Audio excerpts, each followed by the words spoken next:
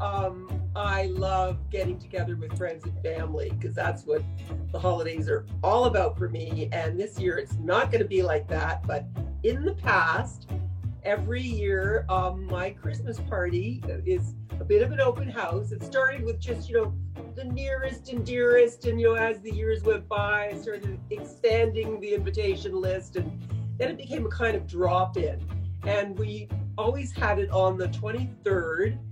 Initially, we had it on Christmas Eve because when my marriage broke up and I was alone with the girls, feeling, a little vulnerable, and I thought, I want to have a big party at the house on Christmas Eve, but that got a little too frantic. So on the 23rd, we have this great party. We call it Chili and Cheer, and I make 2 big vats of chili, one veggie chili, one with beef, a huge Caesar salad, and there's lots of eggnog and booze in the kitchen, and everybody just drops by, helps themselves, like the doors are open from like 6 till whenever, eats the chili, drinks the cheer, and then we have jazz musicians that come and play live in the living room, and we all sit around, and sometimes we sing Christmas carols, and that's really fun to do that with jazz musicians, but it's the most wonderful, wonderful evening ever, and I truly look forward to that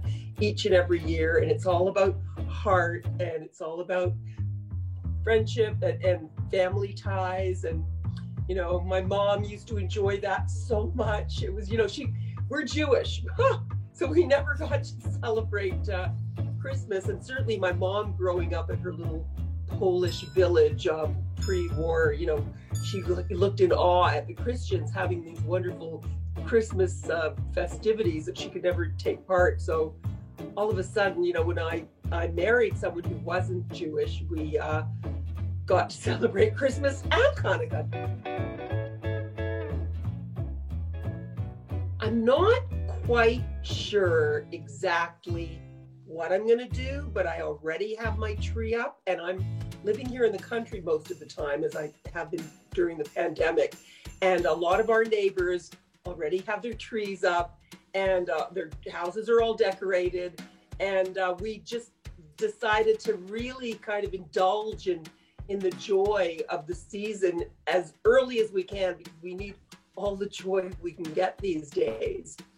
I'm not really sure, because we're obviously not allowed to socialize that much. We have a tiny bubble of friends here that we see exclusively in the country. So there'll be a couple of people that we'll be able to share the holiday magic with.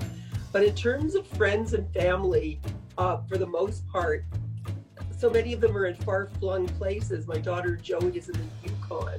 My sister is in LA. I think we're just going to have to be satisfied with our video screens and do a lot of Zooming and FaceTiming and Skyping. And I know. There ain't nothing like the real thing, but at least we'll see their smiling faces, hopefully, and maybe share a few tears together. I don't know. It's a crazy time. I don't know. One thing that I have been doing though is I am knitting. I'm knitting scarves, long scarves for some of my nearest and dearest, and that's been great. It's been very therapeutic, and so my Christmas gifts to some of my friends and family will be these long scarves, and each one is very different. Knitting is a very meditative thing. It's a great exercise in mindfulness, and it's a new hobby that I just adopted because my mother taught me to knit, and my mother was a great craftswoman, and she used to crochet bedspreads, and she knit sweaters for us, and she was always the Afghans, and always making things. It really makes me think of my mother.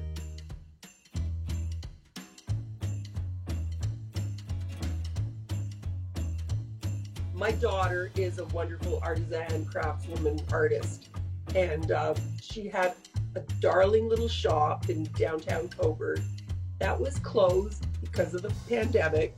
So we saw kind of a lot of dreams go up in smoke there, as has been the case for so many small business owners. And Becky is continuing, along with her partner, to make some beautiful artisanal gifts, and they have their own website shopping uh, space. Now it's called cardboardreality.ca, and everything is made at our family farm, and a whole gamut of gifts, beautiful hand-painted cards, as well as just beautiful, she crochets as well, like crocheted cacti, and, you know, in wonderful like vintage tins that she, you know, that just very unusual thing. She's silk screening pillows, and they're silk screening market bags, and just some cool stuff, including silk screened wrapping paper. So, and beautiful Christmas hand-painted wooden Christmas ornaments, and blah, blah, blah. Anyway, lots and lots of great stuff. And for me, watching her put so much love into her work, and the years of training that's gone into, you know, making her who she is. I mean, she's very educated artist as well. I mean, she's got her MFA at OPAD this past year, and so she takes her work very seriously. She's an animator. It's a struggle for artists. It is such a struggle for artists, and I just, for so many business owners in whatever they do, it's a struggle. Obviously, for designers, our design community, if there's anything that we can do to support them at this particular time, and, you know, spread it out. I mean, we may really gravitate towards one particular vision or one particular company, or, you know, I mean, that's great, but the more you can spread it out and support these small businesses, it is so important. Our culture depends on it, the survival of our vision, and the vision of all our creative arbiters. It's just so important. A big fat vaccine. I'm hoping for the feeling of caring for each other and compassion that we have for each other. A lot of things have come to the surface as a result of this pandemic that are positive in terms of who we are as human social beings, and realizing our need for community and our need to take care of each other and take care of ourselves, and to be safe and stay safe, and all these things that we kind of just took for granted, you know, the way we move through the world and our, you know, big, sometimes jet-setty lives. I mean, boy, I did so much running around in my day, and there wasn't always enough time to spend with friends and family. And boy, now I sit back and say, why didn't I go visit my sister in LA more often? Why didn't I go to the Yukon, you know, twice as many times as I did? When I could have, when I had the chance to do those things. It just seemed that we were always so busy running around, and I think maybe that's one thing that this pandemic has, you know, taught us, to just stop and really, you know, smell the flowers, but also realize that, you know, at the end of the day, it's all about each other. It's all about our fellow beings on this planet, and trying to make it a better place, and make the world a kinder, more tolerant, more compassionate place.